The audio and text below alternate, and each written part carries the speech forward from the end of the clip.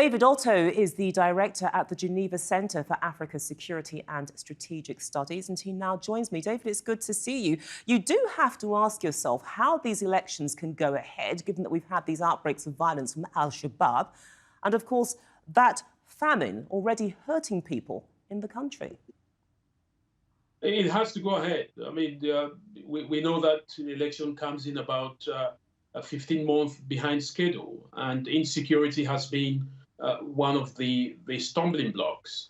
I think it's a matter of the egg and the chicken, which comes first. But I think rightly so, despite the level of insecurity that we've seen, the elections should still go ahead this May because, this is required. Somalia needs a leadership which is stable, moving away from the transition.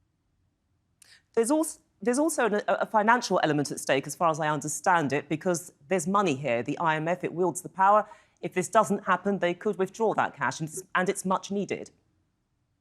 Yeah, of course. Somalia is in a very dire situation in terms of its economy as well.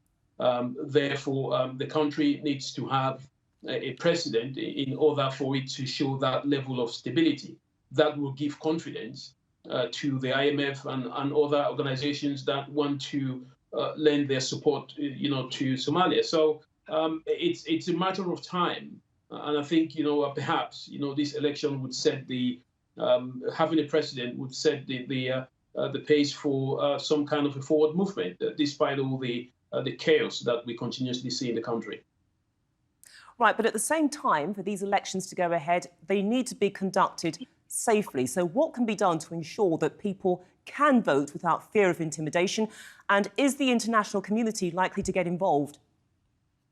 I think it will be right to have some level of support from the United Nations, perhaps.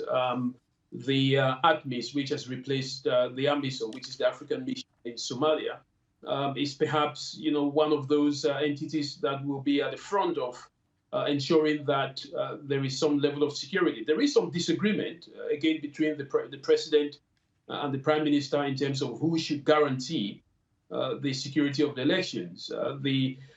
Somehow the president is arguing that it should be guaranteed by the Somalia national security. On the other hand, the prime minister believes that it should be ATMIS. But again, I think this is where some leverage should come in. As much security is required to ensure that candidates, who have put themselves forward, can vote in an environment that is less dictated by fear. OK, David, also, we're going to have to leave it there, but thank you so much for joining us.